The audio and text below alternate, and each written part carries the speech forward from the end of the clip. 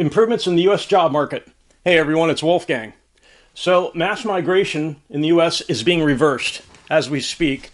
And I thought I would discuss what the impact is going to be and the prospects for people in the U.S. looking for jobs. So this is an ongoing thing, an ongoing situation that will evolve over time as more and more people leave the U.S.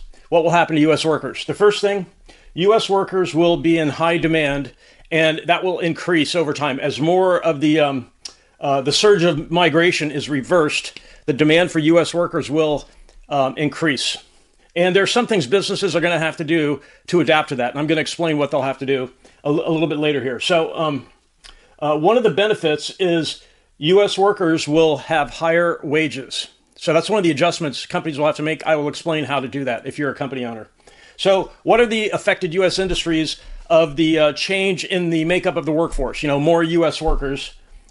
So the affected U.S. industries, the big ones are construction, agriculture, hotel and restaurant, hospitality industry, manufacturing, warehousing.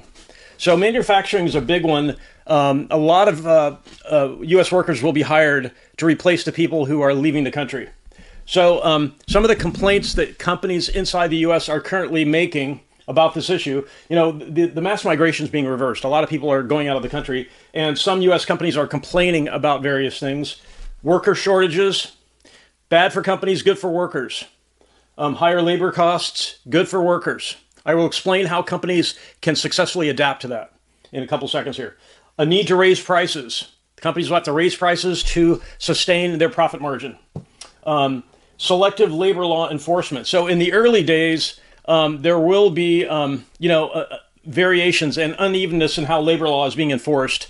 But since this reversal kind of just started a few months ago, eventually it will be uniform. The enforcement of labor laws will be more solid and stable and predictable, because that's really what companies want. They want some predictability about how the enforcement is going to go. So here's some of the ideas about how companies can adjust to reduced worker availability as the migration, the 2020 through 2024 mass migration is reversed. Companies will have to make some changes. First thing they're going to have to do is be willing to hire and train more entry-level people. So companies, if they can hire someone who already has the skill, that's what they would prefer. But sometimes, you know, beggars can't be choosers. When labor laws start to be enforced, companies can adapt to that by becoming willing to hire more entry-level people. So one thing you can do is identify key people in the company who have the skills and make them trainers for new people that you bring on board. And if you don't have an in-house person with those skills, you know, hire them. Be willing to pay them what the market rate is, but then use them to enable hiring entry-level people who have no experience, who are trainable. So that's one of the big moves, is become willing to hire and train more entry-level people. And a willingness to pay more, because the low wages that were being paid by all these people it was illegal. And one of the problems those people suffered, the people who migrated here temporarily, is they were being taken advantage of. Some company owners did not abide by U.S. labor laws and payroll, the payroll requirements. And so companies are going to have to become willing to pay more, and they need to have a plan for gradual price increases for their product line and a public relations campaign to explain why prices are going up. So prices are going to have to go up for some things. But it can be done gradually, incrementally. And if companies have a public relations campaign, if they do it correctly, they can explain to the public why prices have to go up a little bit. And if it's done gradually, the U.S. population is very adaptable. If you think about it, you know, here's some positive news. The U.S. public can adapt to incremental price increases. Because if you remember, 9.2% inflation, it was not that long ago. Between 2020 and 2024, the U.S. saw 9.2% inflation. Right now, it's getting close to 2%. But for a while, it was 9.2% inflation.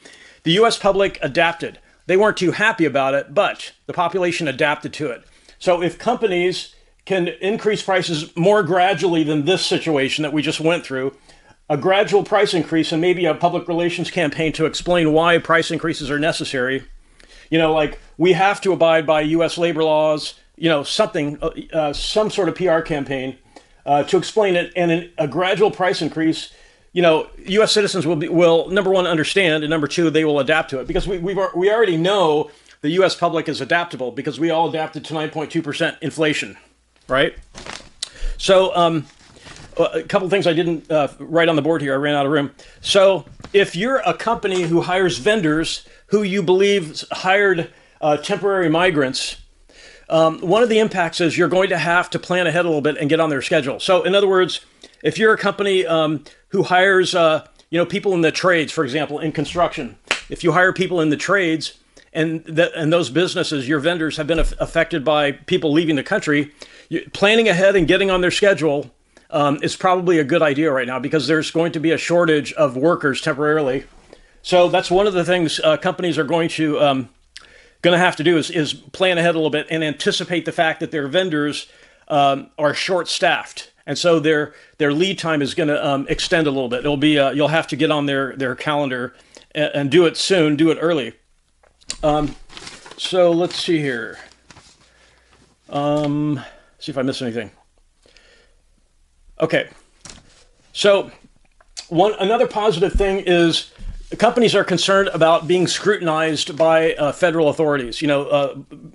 Labor law, being scrutinized for labor law violations. So the thing is, the government is powerful, and it has a lot of leeway on how it enforces labor law. And the government, if you cooperate, because this is the early days of this change, the reversal of the migration, if a company owner is cooperative, then they will use discretion, and they will not come down hard on companies, at least not yet. As time goes on, companies will be expected to adapt and conform. But the bottom line is, for company owners, if you cooperate with federal authorities, they'll take it easy on you as long as they think you're cooperating. I've seen the error in my ways, for example, go and sin no more sort of treatment from the government. So that's a positive thing you should think about. Now, can you guarantee it'll be a light touch from the government in the beginning? No, but it's pretty likely, because the government's not dumb. They know this is a new thing, that people are leaving the country. They know it's a sudden change for a lot of companies. In fact, I think the president just came out recently and said they're going to work on how to handle the sudden loss of agricultural workers. And I think he mentioned hotel and restaurant workers too, because he was getting feedback from business owners that was creating too dramatic, too sudden of a change. So the U.S. government is going to go easy, at least in the early days, because they know this is a big change, the sudden reversal of all that migration that happened. And so if you're a business owner and you're cooperative, you don't want to be defiant and create problems for the government. You want to go along with it, cooperate. It's a burden, but over time you will adapt to it and you can get used to it. And if you have a plan to increase prices, you can recover your profit margin, not right away, but over time.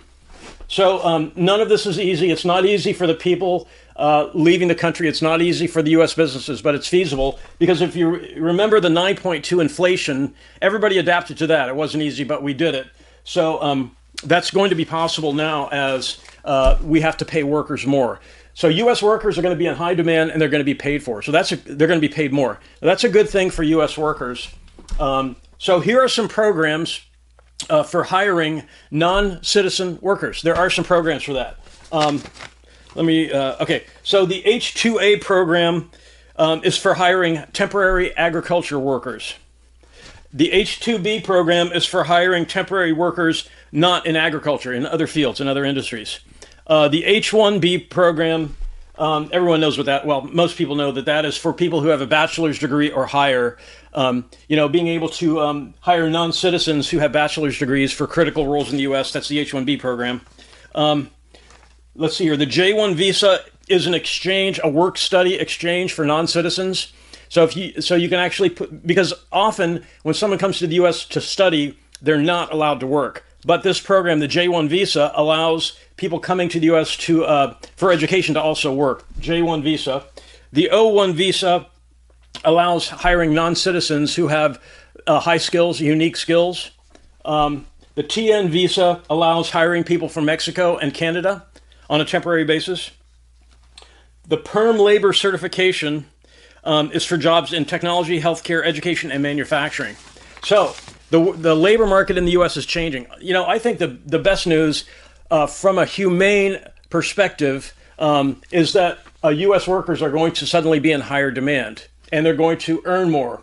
They're going to have higher wages. Companies will have to pay more. And here's the reason. Employees know that they're in demand, right? So if they have more than one option for work, in order to bring them into your company, you'll have to pay them more, right? And you can raise prices. You can create a plan for gradual price increases to, over time, recover your profit margin. So that's the big change. Mass migration is being reversed, and U.S. companies will adapt. The U.S. public will adapt to incrementally increasing prices. These price increases were a lot more sudden, and the U.S. population still adapted. So if you have any questions about this, I'd be happy to answer any questions you post in the comments. And I really want to thank everyone for watching, and have a great day.